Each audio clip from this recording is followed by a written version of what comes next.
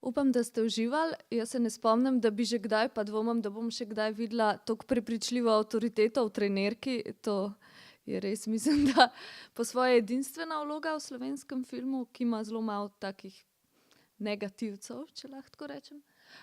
Zdaj bi pa prosila, da utemeljitev nagrade za življenjsko delo prebere Maša Derganc.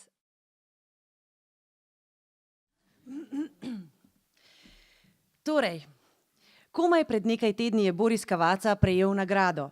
Ne Berta, tega bo dobil nocoj. Na festivalu v Piranu so ga ovenčali za igralski prispevek k slovenskemu filmu in to je pospremil z besedami, da nagrad ne potrebuje, da bi rajši kakšno vlogo v filmu. In prav ima. Film ga potrebuje in hoče. Vedno ga je in vedno ga bo. Tega ne moreta nadomestiti nobena nagrada in nobena utemeljitev. Seveda se lahko trudimo in nakladamo o neverjetni senzibilnosti, s katero blesti na platnu, pa nas bo takoj ustavil, ves nabrit in obešnjaški, zabavljaškim izrazoslovjem, polnim kosmatih izrazov, ki pa se nezmotljivo vsakič izteče v inteligentno človeško razpravo. Bodisi kadar govori o svojih kolegih, bodisi kadar govori o svojih filmih, ali pa o spominih, ko se je kot koščen mladenič potikal po rojstnem Milanu in v boksarskem ringu hotel postati moški, pa nato zašel na ladjo in postal mornar. In ker mu norci, bordeli in skrajnosti nikoli niso bili tuji, je šel na AGRFT, se tam počutil kot doma in postal igralec. Nato pa več kot vse to, postal je moški za vso Slovenijo in širše.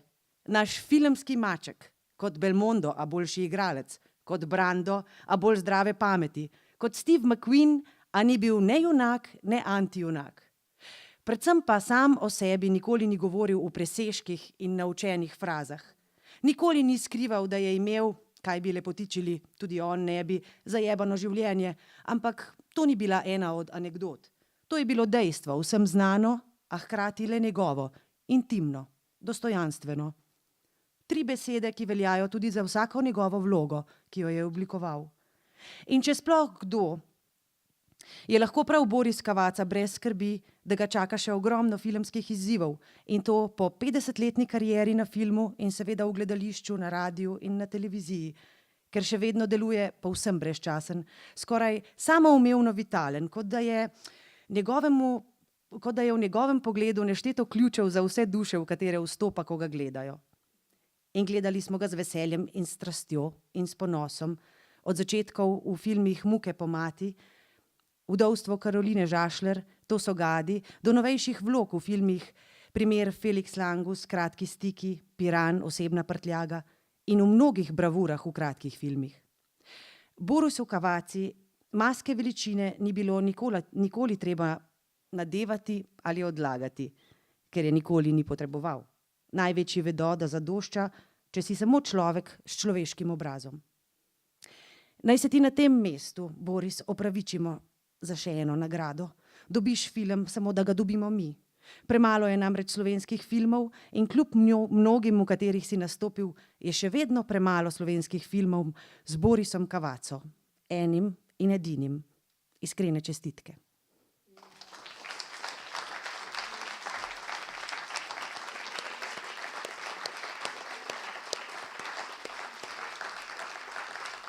Zdaj pa vabim še častnega člana Društva režiserjev Karpa Godino, ki bo podelil nagrado. In seveda na oder vabim današnjega slavljenca Borisa Cavazzo in prosim en lep aplavz.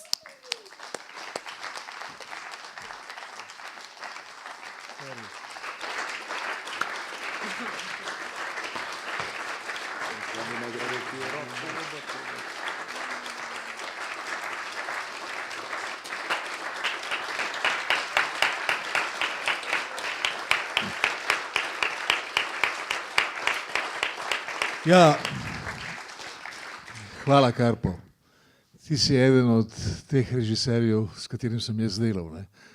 Večina jih je že pokojnih, nekateri ste še živi, ne. Nekateri so še zelo mladi. Ne. Ampak jaz bi se zahvalil ne samo režiserjem, ampak vsem ekipam, ki so z mano sodelovali. Tlele je recimo naša maskerka Fleischmannova, ne, Rado Likon, ki je posnel ta film. Evgen Car, kaj naj vam rečem, Evgen Car je itak genij. In no, tle moj sin, pa Ajda, pa ne vem, veliko vas je, kaj jaz vem. Hvala za to nagrado, sem zelo vesel, ne? Čeprav nekateri pravijo, da nagrade, kaj češ to, daj mir, nagrada, to ni nič, ne. Ni res, ne, ravno ti, ki tako, mislim, kako se reče? Omalovažujejo nagrade, ne, so jih najbolj veseli, a ne Rac? Ja, tako je. No, zelo sem vesel, no. Čeprav sem jo dobil pred enim mesecem, ne? In sem jo dobil lansko leto tudi za življenjsko delo v Strumici, tam, kjer je dobil tudi Karpo, pa Lordan Zafranović. Tako te nagrade se kar, tako da zdaj sploh ne vem, kam jo bom dal. Ne, ampak v glavne, ne, Berti je bil face date, mislim, lahko rečem, da sem ga na smrtni postelji šel pozdraviti, ki je ležal v kliničnem centru, takrat je tudi moj sin ležal in sem slučajno videl, da tudi Bert leži. Se je rekel, Bert, kaj je? Stari moj, kaj je? Ne bom več dolg. Ja, daj mir, no, stej. Ja, ne, rekel, embolija, pljučna embolija, veš, kaj je to? In sem rekel, stari, drž se, kaj naj ti rečem? Drž se. Vse najboljše ti želim. Čez par dni je umrl. Hvala za nagrado.